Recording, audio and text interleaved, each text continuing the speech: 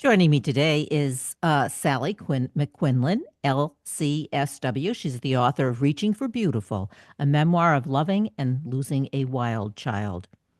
A luminous story of how love triumphs over pain and love never dies. This debut memoir from a mother grieving her young adult son's death is a must read for any parent who has lost a child, is raising a child from the edge of their seat, or whose family struggles with addiction. When Sally McQuillen's 21-year-old son died in a boat accident, her greatest fear was realized. Christopher was often drawn to risk and struggled with addiction. In this riveting memoir, she captures the wild ride of his jam packed life and her deep love for him, while reflecting on her own childhood and family's legacy of alcoholism. She's a psychotherapist in private practice, specializing in addiction, recovering, grief, and trauma healing. Welcome to the show, Sally. Nice to have you on. Such a pleasure to be with you, Kathryn. Thank you for having me. Well, this is your first story, first book, I should say, memoir, um, and painful at that. It's painful for us to even, for a lot of people to even discuss the topic. When you lose a child, I think sometimes people step away from you. It's overwhelming. So um, let's start with how you decided to write this book, when you decided to write the memoir. Well, you're so right. It is not something, particularly given that the death of a child is those of us who are parents, our greatest fear. And so, as you said, it's typically something that people are not, it's very uncomfortable, and people do unwittingly keep their distance. Sometimes I've even had that experience where um, I almost wanted to say, it's not contagious, but it is just as one would imagine it would be. And people say I can't imagine, and it's difficult to comprehend. And I think that one of the things that I wanted to do, well, when I began writing, it was 21 days after Christopher died. And I was in such a state of desperation and yearning that I wanted to connect to him. I wanted to feel him. I didn't know where he'd gone. And one of the things that's always been important to me as a parent, and I have two living children as well, for the three of them, is to ensure that they know how very loved they are. So when I could no longer see and touch and hear Christopher, I thought, what if putting my feelings on a page, could somehow reach him? And I suppose, hence, in that way, reaching for beautiful, ended up being a good, I mean, because he was a beautiful boy. And of course, I'm biased as his mother, but he really was beautiful inside and out. And One and of the that's where things it though that began. one of the things you talk about is how after he died, and as I don't know if I just alluded to it in the intro, but um, he struggled with addiction, and as I said in the beginning, he was also someone who liked to take risks. So I'm imagining that as a mom or as a mother, as a psychotherapist, um, this came as not, it's a shock in obviously losing your child, but in another way, the fear of losing him must have been there all along. So true, Catherine. It really was. From the very beginning, he was, whether it was just, his excruciating, arrival into the world, or the fact that he was colicky, the fact that he was so busy. We didn't even know then, I didn't know. And I think back then, he was born in 94. We we didn't know as much about attention deficit. My husband didn't even know that he had a severe form of it until we diagnosed Christopher eventually at age 10 with it, because he was challenging from the very get-go in that he was often running already at 9 months old. He just had me at the edge of my seat. And so I love a handful, and I was out of my league. And then when he was just as wild and reckless and impulsive as he was, I knew that the risk of developing addiction was present, and I knew it before that because my husband and I are both in long-term recovery. So we've both been sober for many years now. I think I've been sober for coming up on, is it 36 years, I want to say. Well, And I have so to say congratulations, first of all. oh, thank you Yeah, so that's much. great. That's really great. Yeah. It was a beautiful and difficult life change. And I remember when I was in social work school, which was before I got pregnant with Christopher, um, my firstborn, and I remember hearing about, nature and nurture, and trying to suss out whether or not we were going to be in trouble genetically, and I didn't then, and I don't think societally we appreciated the impact of genetic content.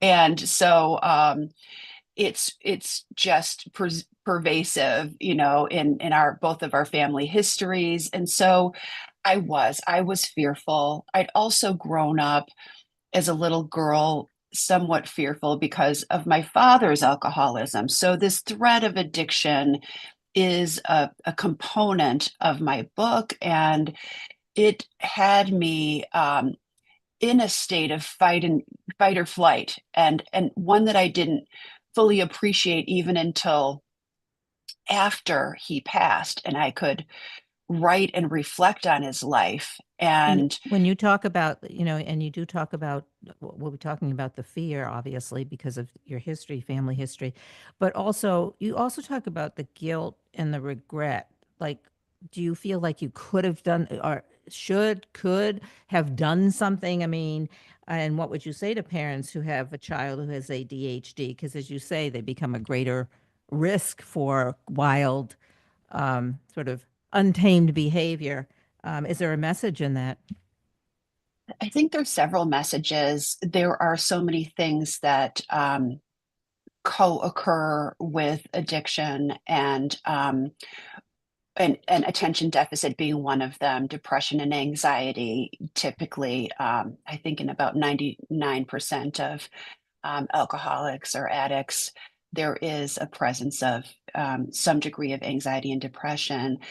And what I guess my greatest message is that, and I attempted to do this even when Christopher was alive, to let go of that fear. I didn't even entirely appreciate how much of it I was carrying, but there's a trauma piece, and so to be able to try to relinquish our own trauma and fear as parents is a difficult thing, even if you don't have a child who's like mine was. You're bound to be fearful. We're in this sort of helicoptering place, and I'm hoping that over time the next generation will begin to shift out of that. But we need to take good care of ourselves, put our oxygen masks on so that we're not operating from fear, and so that we can be more present and let our children live their lives and learn their lessons and walk their paths as they're meant to.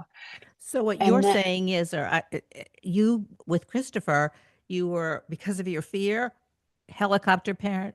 I don't want to use the word overbearing, but very so engaged. Maybe I should say it that way, right? Or too engaged, or um, Well, you know, it's interesting. You yeah. asked the question about guilt. What could I have done? And I think that I was, much like most parents I know, I was attempting to, well, in his case, attempting to control someone who could not be controlled in any way, shape, Mm. or form.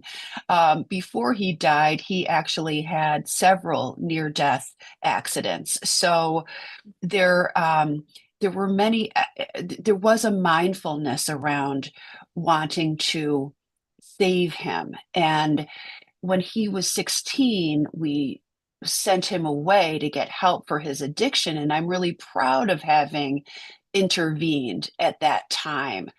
And it was during that 3 year period of time when he was clean and sober that that I was able to work on being present in a different way without being motivated by just trying to keep up with them and track him down and attempt to prevent things from happening that were inevitabilities. And so, in the last couple of years of his life, when he decided that he wanted to go to college and see if he could drink again, sort of knowing that that would be the culture and the environment, I consciously needed to do some letting go of any fear I might have around that, knowing that at some point it could and would catch up to him. And so there was guilt for me, but there will be guilt for anyone, whether they lose any loved one, but specifically when you lose a child and you're a mother, you think it's your job to have kept your child alive. And then what I've come to learn about grief is that there is this inevitable guilt that comes over you because you are in such extreme powerlessness that you'd almost rather feel like you could have done something and start to beat yourself up over all of the different things you might have done differently than to actually feel the acuity of the despair. Yeah. So how did you do that? How did you overcome that guilt and throughout the process of grieving? You And know, yeah. yeah, it is a process. It's such a process. And I was so fortunate because as a therapist, I was simultaneously learning more about um, trauma and about grief. And I actually got a certification in grief education so that I could both better, selfishly learn more for myself and then for my clients as well. Your And that clients gave can me, never say to you, you don't understand what I'm going through. well, at least in terms of having suffered, such a loss, I have had some clients who have lost children, and I always hope, as with anything that I'm helping my clients work on, that my experience will benefit them because I have been there in these ways, not necessarily in other ways, but in many ways. Yeah. Well, they talk about grief is it's unique and everybody grieves differently. So Right. how do you fit into that picture? Well, I think about that in terms of having had the benefit of, as I said, being a therapist, being in recovery, having a spiritual foundation.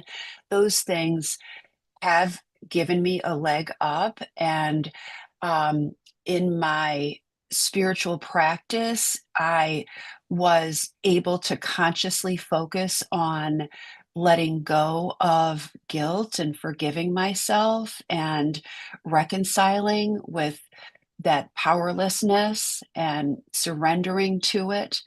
And then I actually made amends to my son. I took those amends, anything that I was sorry I hadn't done better as his mother, and wrote them out and stood at his graveside and expressed those to him. Although I have the sense that he knew it anyway. And so that gave me peace, though. That was really powerful for me to actually perform that exercise. And I've done it with my the rest of my family members as well, again, as part of a practice. When you talk Um, about the rest of the family, because they're grieving too, you have two other children, your husband, who also you said has an addiction problem. So, how did their grief and your grief and the whole family come together, or have they?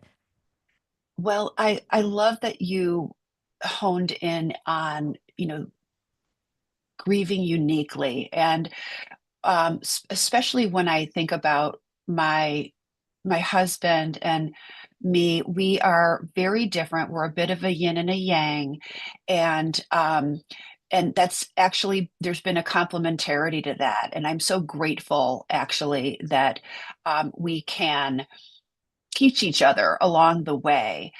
He was really quick to reach out to mediums, and he had a conviction that there is another life after this one. And some of that solace and comfort that he um, found in that, he could offer to me as well. He's also very, he's a, as he says, as he said recently, and it's true, he casts a big shadow. And so I'm the kind of person who, I just wanted in my grief to be, I didn't, I developed social anxiety. I didn't even want to go out the door. If I had my way, I would have simply, laid down in front of the fire in a fetal position all day, every day, and sobbed. And I did do that. But my husband got me out to do things. And consequently, we ended up meeting friends of Christopher's. He had so many friends, meeting and becoming close to and connecting with a lot of his peers from college. And that probably was one of the things that saved me most. So being influenced by the different, and respecting each other. I think my husband also respected that I grieve somewhat more, relatively more privately. Well, he understands you, He knows where you're does. coming from. He gets it, and he acted on it. That's what it sounds like. And what about the kids? What about your other two children? What And was their my other reaction? two Yeah. children, well, my daughter at the time was in college, and my youngest son, William, was in high school. And in some ways, they they had a very different experience of grieving, in that perhaps it was less pure because they'd had an older brother that struggled with addiction, that was easily overstimulated, could be irritable, and um, they'd been on the receiving end of um, both idolizing him and being hurt by him sometimes. And then after Christopher died, he essentially had legendary status, and I think personally deservedly so. But theirs was more complicated by those things and their youth. Um, just being so young, and it's been hard for each of us in our own ways. But it sounds like you've done it individually. You've gone through your own personal griefs in different ways, but then united as a family and been able to understand where each of you is coming from, even though it's Very painful, much. yeah, and difficult. But one of the things, and I think I said this in the beginning. Well, the title of the book, "Reaching for Beautiful: A Memoir of Loving and Losing a Wild Child." Um, you talk about the power of love. Grief teaches us about the power of love. And that's probably the last thing people would think of. Uh, Right, you know, right. yeah. So how does Well, that work? it really it's there's and I believe it was maybe David Kessler who said this, who's a renowned grief expert, from whom I took my grief certification class. But he talks about the power of grief being, directly correlated and equal to the power of love. And my husband and I, and frankly, my children, none of us could have loved Christopher any more than we do. And it is something that in the process of grieving, I think Christopher's spirit has really led me in the direction of. It's it reminds me of the this little quote that I often think about, that was a Helen Keller quote. And it's I can complain because rose bushes have thorns, or rejoice because thorn bushes have roses.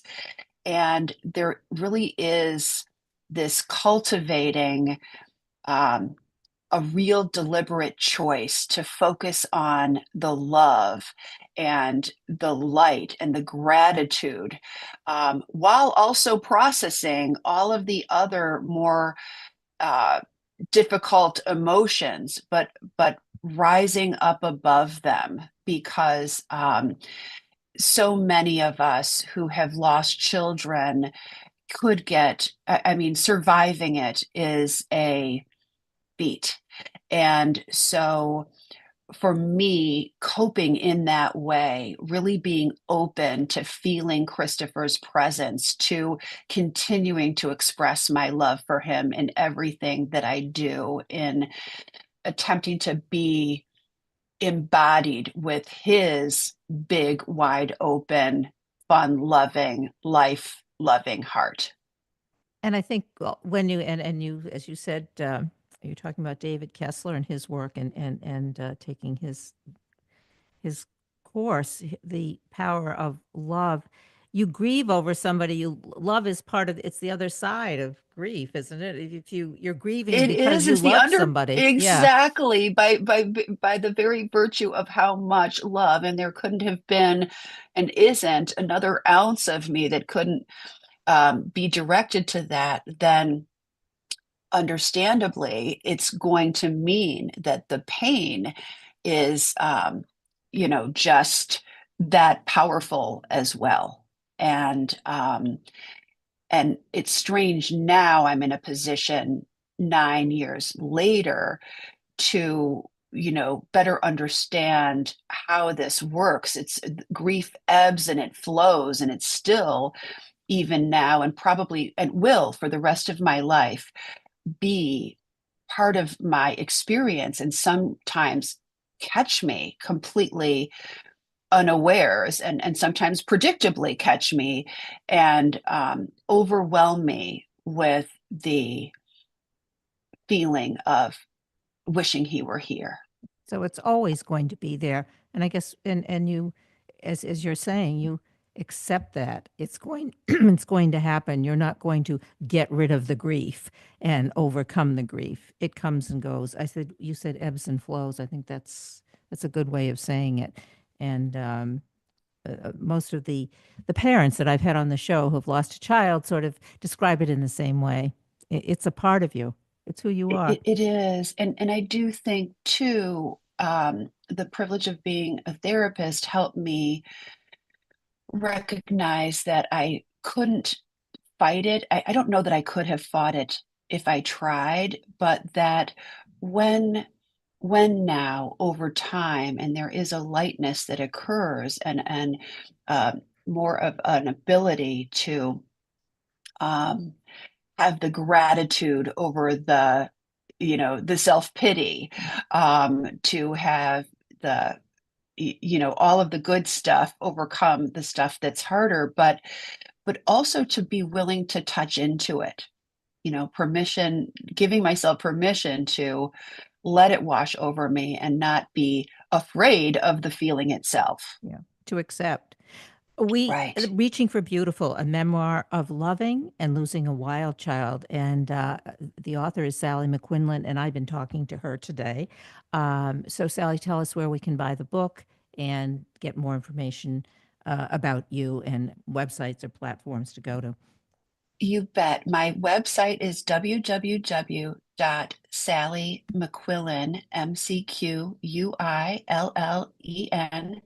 McQuillen.com. And my book can be purchased wherever books, whatever your favorite bookstore is, and through my website, and is coming out on April 1st. Great. Thanks so much for being on the show today and sharing your book with us. So, everybody get out there and get the book, buy the book. Thank you so much. Thank you.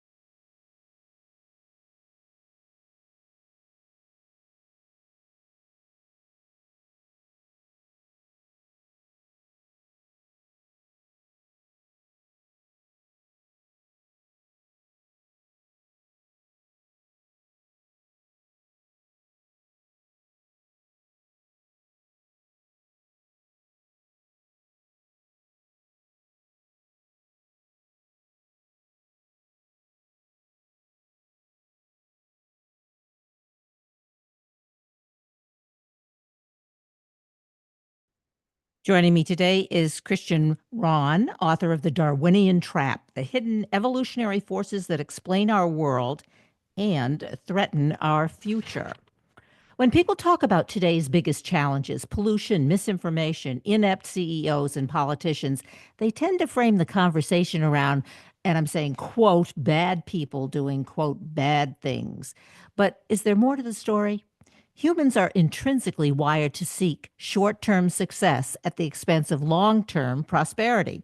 Kristian Rönn, an entrepreneur formerly affiliated with the University of Oxford's Future of Humanity Institute, calls these deeply rooted impulses Darwinian demons.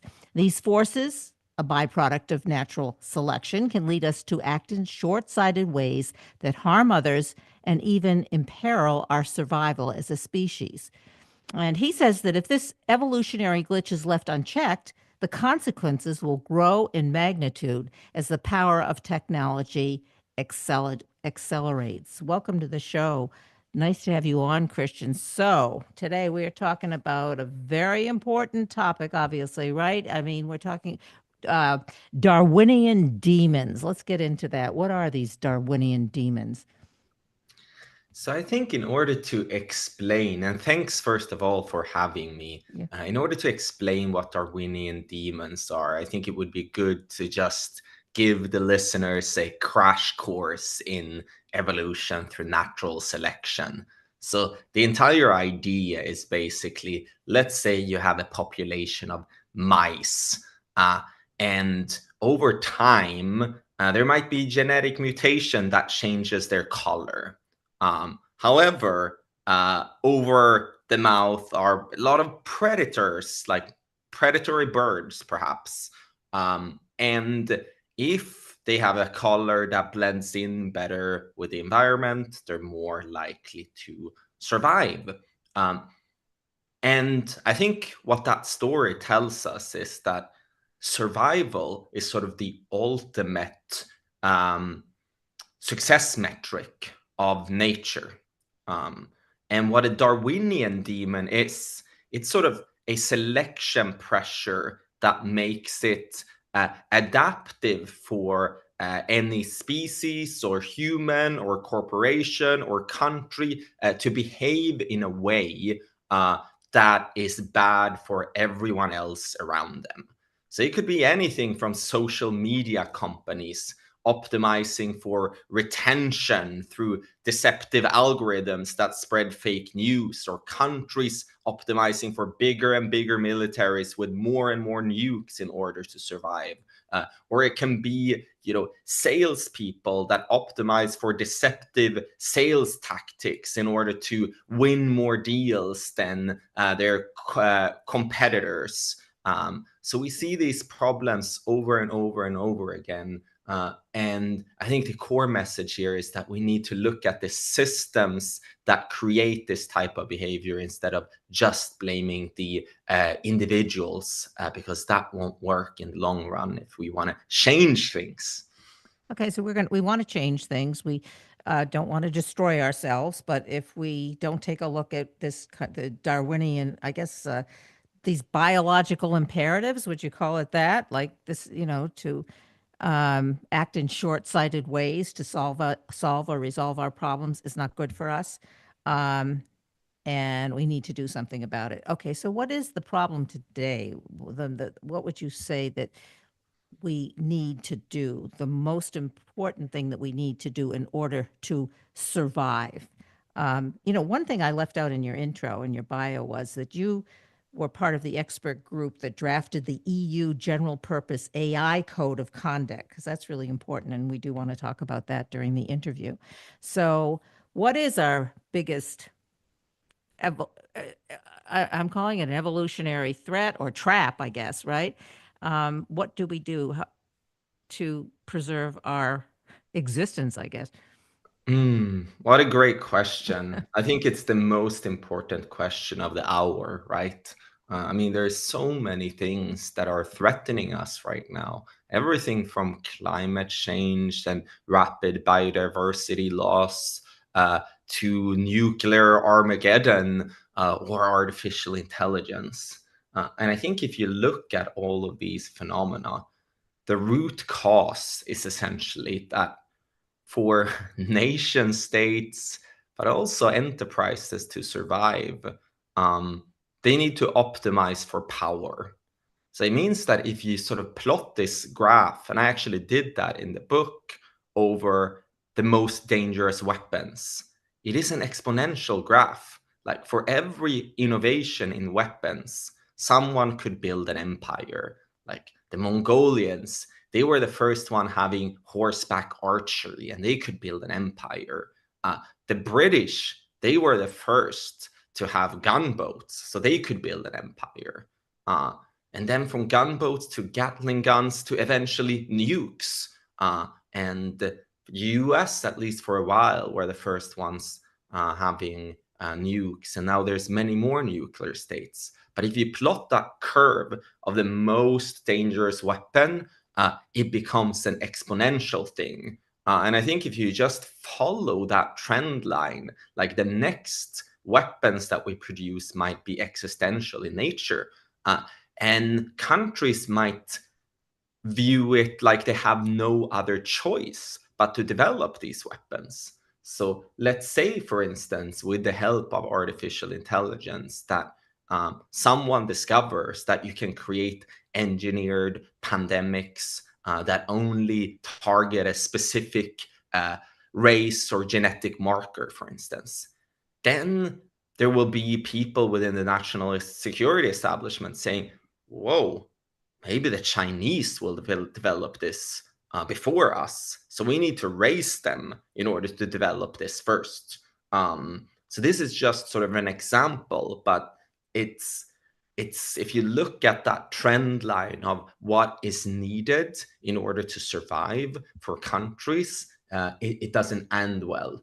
So you asked about solutions for this, and I think the I want you solution really here before is you talk about the global solution, I coordination. want to talk about just kind of maybe elaborate on the AI question, because there was an article a couple days ago in the New York Times. Thomas Friedman talked about, I think, exactly what you are implying, that our president and the president of China are meeting and they're talking about tariffs and all of these other things, but they really need to address the question of AI, because that is the next big weapon. And how are we going to be able to communicate with and or create moral imperatives for AI, if that's possible between these, well, let's say China and the United States?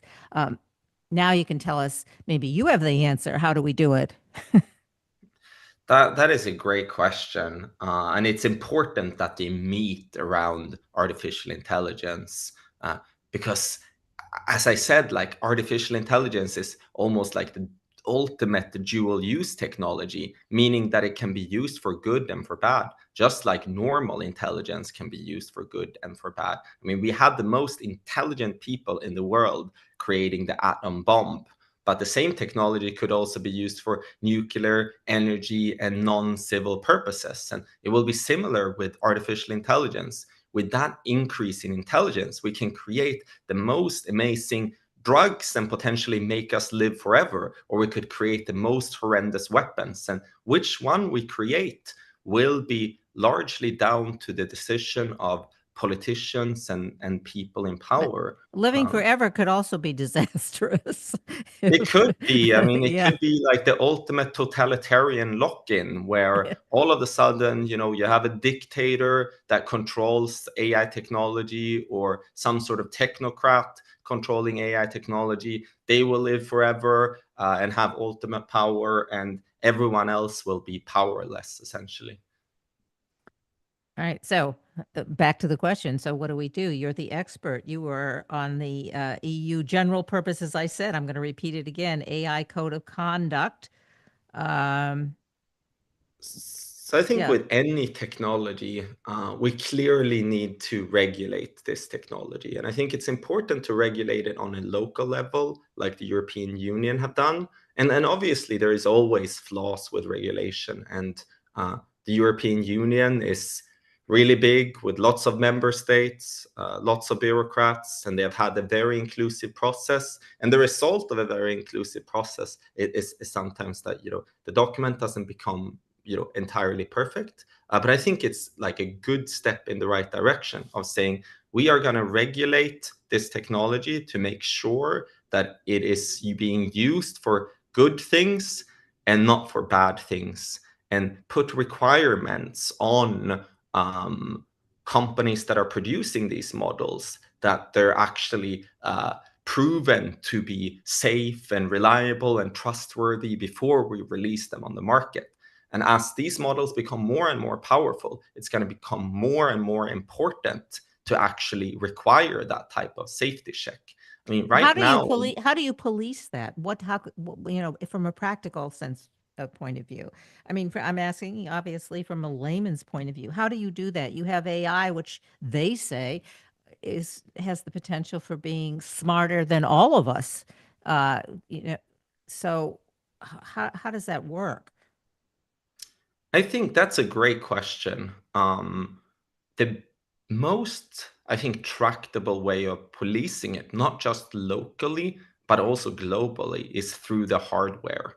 Because AI has both a hardware and software component. So the software is hard to police. Software is always hard to police because you can always copy software and send software. Hardware is harder, though. Like if you take, for instance, the new OpenAI Stargate initiative. I mean, they are going to spend like 500 billion on building the next data center. And Elon Musk also spent billions and billions on the last data center. And you can see these structures more or less from space. So right now we're in a situation where it requires a lot of really expensive hardware in order to train these models. So one way of policing it is through export controls and saying anyone in the world will not just get access to this hardware unless they're proven to be reliable players playing by the rules of creating trustworthy and safe models. Yeah, so you say that, but who is the governing, I guess I'm asking you the question, who's the governing body to be able to do this, to say you can or cannot do this? I mean, just from a very practical point of view. Yeah, right now, the United States actually have export controls. And in the last week of the Biden administration, they released a framework called the Artificial Intelligence Diffusion Framework. So at least for now, we're in a position where the United States controls the technology, the hardware that is needed to produce AI models. So the Chinese or the Russians or no other country on earth have access to the high end of artificial intelligence hardware. They're all designed by a US company called NVIDIA and AMD, and they're all produced in the same factory in Taiwan. However, this situation will not last forever. I mean, China is throwing a lot of money into building their completely independent semiconductor value chains. So I think in the end of the day, the policing has to be done through some sort of international body. You could say like an equivalent of the International Atomic Energy Agency that is policing the proliferation of nuclear weapons. So you say, as of now, the United States is sort of in the powerful position. What other, I mean, is it China, Russia? What other countries are they vying for the same kind of power that we have? Or is it, I guess maybe what's the mood of all of this? What is, who's, and when are they the leaders of all of these countries that have the potential to have this power? How are they doing something about it now, getting together? Right now, I think we're in a bit of an arms race dynamic. So we have China on one end and we have the United States on the other end. I think those are the two main competitors right now, because both of them are like racing to have completely independent semiconductor supply chains and value chains. And those are the only two countries that have enough resources to go there. But right now, the US and its allies are still dependent to a large extent from Chinese critical minerals for the semiconductor industry. But that's why the Trump administration and other officials in the administration see it as a national security priority to have Greenland or rare earth minerals inside of Ukraine and other places. And equally, China see it as a national security priority to have their own lithography machine that can build like 3 nanometer chips and beyond. But right now they're tangled together in the global economy. And I think once they become completely untangled, the world will actually be a less safe place, because there will be less incentives for Xi and for Trump to reach a deal and an agreement around artificial intelligence. So then what do you see? Let's say, what do you see as the future in 10, 20 years? Because probably, well, Trump won't be around, and I don't know about Xi, but what happens? What do you, what is your I vision? I predict. So I mean, I have a vision, but I also have a prediction. And my vision is that, artificial intelligence technology can be used for the benefit of all beings, every human, all sentient beings, and we can create a world with abundance for everyone to achieve whatever it is that they want to achieve in their lives. Are we racing towards that vision right now? I don't think we are. We're right now in an arms race dynamic that is fueled by these Darwinian demon selection pressures, because it's in the DNA of countries that in order to survive, they need to be powerful, because if they're not powerful, they will be invaded. I mean, that is the lesson, the bitter lesson from history. But I think things might change over time. Like right now, we're in this arms race, but arms race typically breach a breaking point. I mean, look at the Soviet Union, for instance, and the United States. Like we had events like the Cuban Missile Crisis where we were incredibly close. But when it comes to deciding, do we want World War III, or do we want some sort of treaty where we decide not to have nukes on Cuba and we remove nukes from Turkey, for instance, then the option of a treaty is way more preferable than World War III. So I think right now we're heading in a direction of more and more saber rattling, but that will eventually reach a breaking point where I think a treaty is the only way forward. In other words, we're going to get to the point where we realize that we're in the process of, rather than saving ourselves, we are annihilating ourselves, or the potential for annihilating everyone, not just our enemies, but all of us. And we get to that point, we'll say, okay, now we have to go in a different direction. I think that is the most likely scenario. But I wish, of course, we never get to that, because every time we get to a point like that, it's very, very dangerous. And I wish we could all collectively learn before that happens.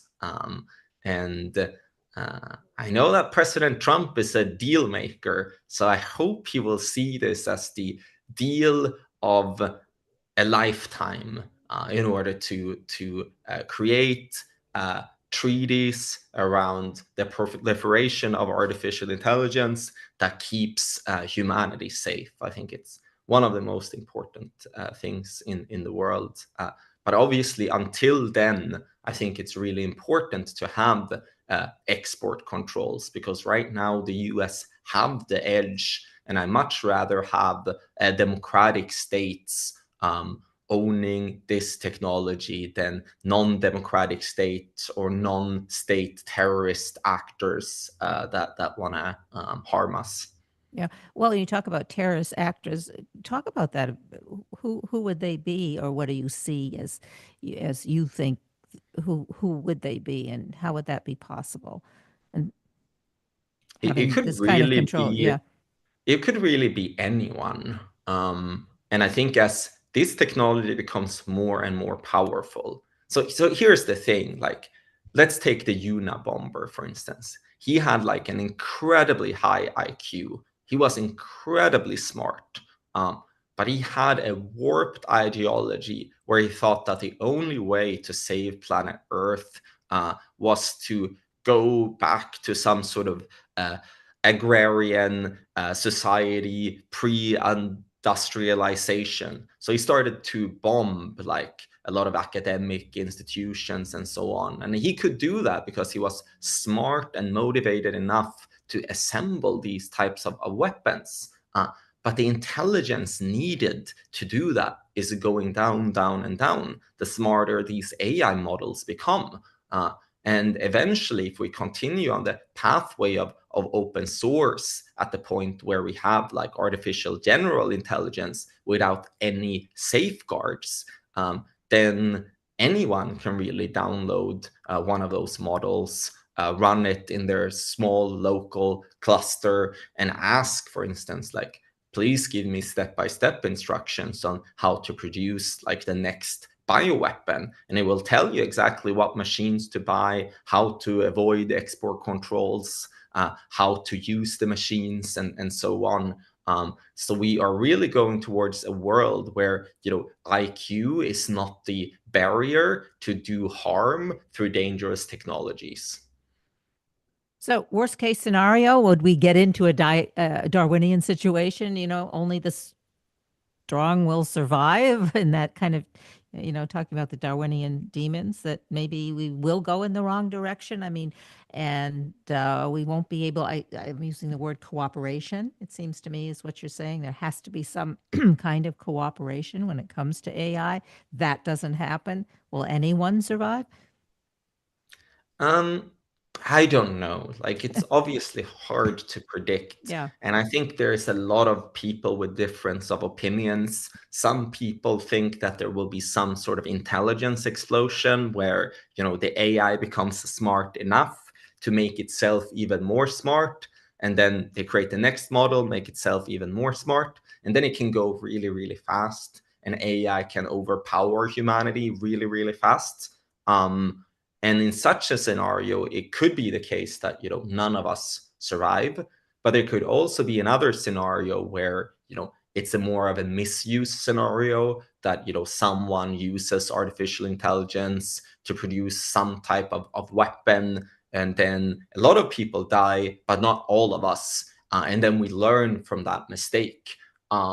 So there's various ways in which this can go wrong. But I think how this could go right is if we start to think about, like, how do we govern artificial intelligence globally? And I think if you do that through the hardware, how do we build hardware that is intrinsically safe? It is actually possible to build sort of fail-safe mechanisms into the hardware, where you have, for instance, an off switch for the artificial intelligence, where you control who has access to it, where you can see the location of all of these chips.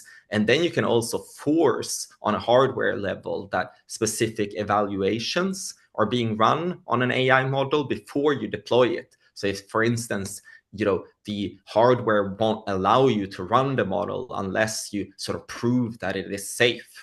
So there is a lot of innovation that can happen on the hardware level, where it would be possible to govern this globally and say, for instance, okay, let's all decide that there can only be one factory of advanced AI chips, and every single AI chip need to have these features enabled, for instance. So I think there's like versions of this where it can go really, really right. And, you know, we can use artificial intelligence to improve the lives of everyone in radical ways and create radical abundance. And so I don't want it to just be, you know, doom and gloom either.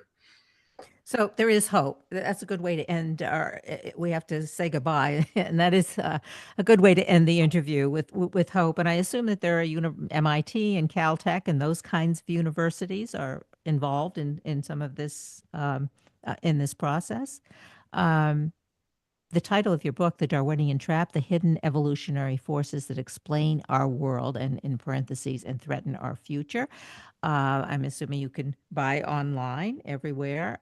So give us websites, platforms to go to for more information. Yeah, so I would encourage everyone to just Google the Darwinian Trap, and you will find it on lots of bookstores. And if you're in the US, you will find it at Barnes and Noble or your local bookshop as well. Thank you so much for being on the show today. Kristian, Rönn, great. Lots of really good information and a lot to think about for all of us. Thank you. Thanks a lot for having me.